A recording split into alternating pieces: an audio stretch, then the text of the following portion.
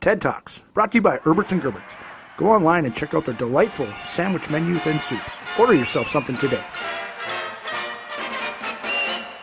It's Ted Swetzler with another weekly TED Talks Twins here from Twins Daily and Off the Baggie and at TL Schwers on Twitter. It was kind of a rough week for the Twins. Obviously, being out in LA was going to present its challenges in and of itself. The Dodgers are always a good team. The Angels are obviously competitive this year as well, and the Twins did face Shohei Ohtani on Sunday night to wrap up that series.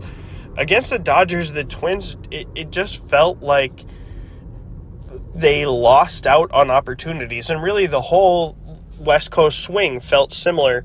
The first two games against the Dodgers were split, and the Twins ended up dropping that first one by just a run, and some bad calls cost them. Same thing in Wednesday's game when James Outman hit a grand slam to put that one away. It was a sour taste going over to Anaheim, and then the Twins again immediately dropped the first game by one run. Tough breaks there. They had a couple missed opportunities, a couple bad calls, and then they went out and won on Saturday. They had Shohei Ohtani somewhat on the ropes. They got him out of the game, and we're looking at a lead for the early portion of that game. They got up 1-0, and then when they made it 3-2 in the eighth inning, they just couldn't get close again, gave up another run, and it went down as a 2-run loss. They have quite a few 1- and 2-run losses this season. That's been a problem with a lineup that just hasn't been able to add on. The Giants came to Target Field for just the second time ever this week, and while they're probably more of a mediocre team, the Twins are not playing like a team that's a juggernaut by any means right now. San Francisco won both the first two games in the series. On Monday, they won by 3. On Tuesday, they won by 1. Again, the Twins lineup just has not done anything of late. Tuesday's game was especially disheartening. They struck out 11 times against some mediocre Giants pitching.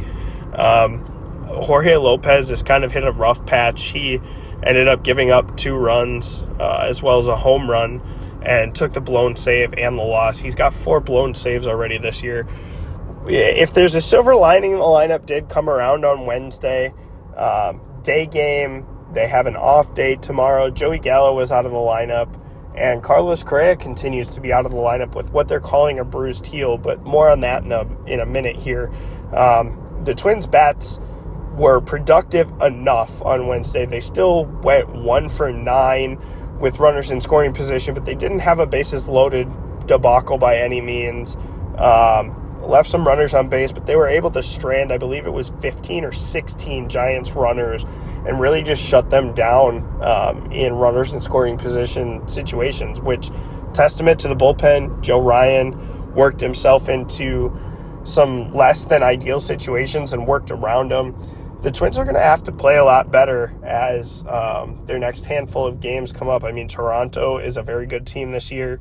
Houston is starting to somewhat hit their stride. Cleveland has looked pretty poor, but then they have Tampa Bay and Toronto again as well. As I mentioned earlier, Correa is out with a bruised heel.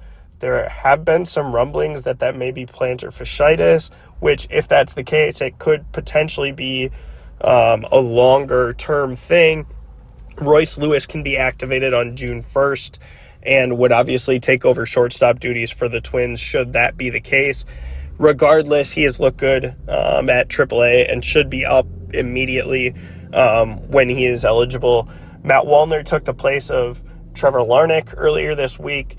Larnach's dealing with some pneumonia, so that could be a bit of a lengthy absence. It sounds like Max Kepler is probably the closest player currently on the IL to returning, which the Twins could use him in the outfield with Nick Gordon out for a significant amount of time after fouling a ball off of his shin and breaking his, I believe it was his fibula, but he broke his shin and he's probably going to miss a matter of months. So while he wasn't hitting incredibly well, he offered Rocco Baldelli a significant amount of positional flexibility, and that's tough to deal with.